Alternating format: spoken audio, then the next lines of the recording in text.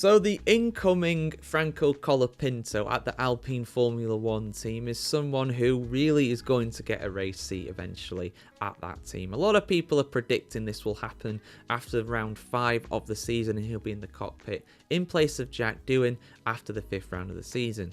Reportedly, Jack Doohan, who was a rookie for this season, who has already competed in one Formula 1 Grand Prix, does have a valid contract with Alpine to be a Formula 1 racing driver for the team for 6 races. He's already used one of those races, so therefore he'll have 5 races after this season, and that contract, reportedly, allegedly, will expire after that, allowing Colapinto to be the second driver at Alpine alongside Pierre Gasly. Now, quite a few outsiders think that Doohan will lose his seat to Colapinto. I'm one of those outsiders, but apparently some people on the inside too are now saying the same things. Let's have a look at the story here, guys.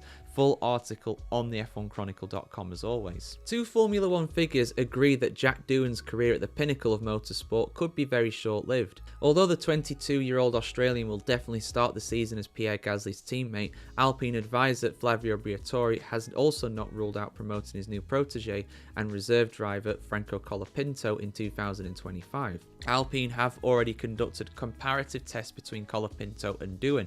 Russian F1 commentator Alexei Popov told his program Lights Go Out. Briatore is constantly posting photos of Colapinto on his social media channels, and many are already saying that Doohan's song is sung. Former Formula 1 driver Juan Pablo Montoya is among those who are convinced Jack Doohan's days are very numbered. The difficult thing for Doohan is that from the outside it seems as though the decision has been taken, he told AS Colombia. I think it'll happen.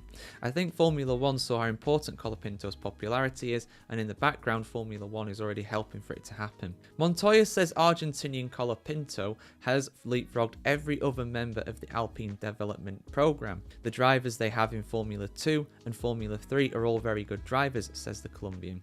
Franco was at Williams in the Williams Academy and suddenly had the chance to race.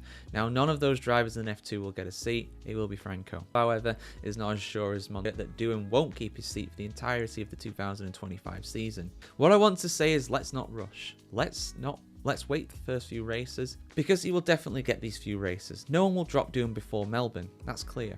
After that, we'll see how it goes. But again, of course, it will be difficult for him. Nevertheless, let's see. Yeah, Gasly, for me, definitely a fantastic driver. You know, he's proven that on a number of occasions.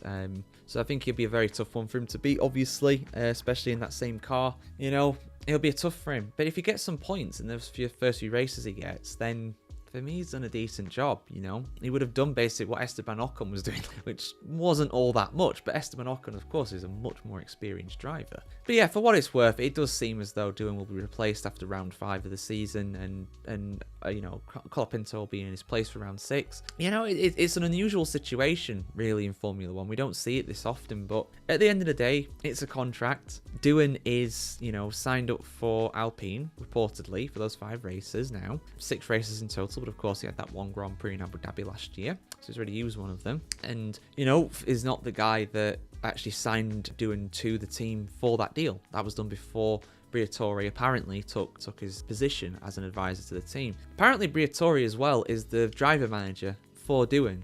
So it's not like he's betraying him in a sense, for he's his own driver. So it's an odd situation. It does strike me as very strange. But at the end of the day, that's Formula 1. That's business. It's cutthroat. Could Doohan be back one day in another team? I mean, if he impresses, if he does a good job, then he could be the new Colapinto, the guy that comes in mid-season somewhere and impresses, or starts this season and does very well. There's clearly a lot of talent that's come up through Formula 2. So Isaac Hadjar, they're making their debuts this season. Ollie had some very impressive performances as well last season too. Kimi Antonelli at Mercedes. There's some fantastic talent in these younger drivers, and it does feel like a bit of a changing of the guard. We've had so many older drivers leave the sport after last year, and so many young ones joined for this year. The average age of the grid would have gone down by like 5 years probably, if not more, even though obviously they've all a year older effectively, all the remaining ones. So yeah, I'll be interested to see how it goes. I hope Jack Doohan does well, puts himself in the shop window, But the only way I see him getting back into as he leaves to go to a bigger team, and so for that matter goes and leaves for a bigger team, but I imagine his contract will be pretty watertight, to be honest. So we'll see what happens, guys. Your thoughts in the comments below, as always. You know, if you're, let us know when you think Franco Colapinto will be in that car. I think it's a matter of when now rather than if, to be perfectly honest. And yeah, for much more F1 news and opinions just like this, keep it tuned here to the F1Chronicle.com. Like, share, comment, subscribe as always, guys, and we'll see you very soon. Have a great day.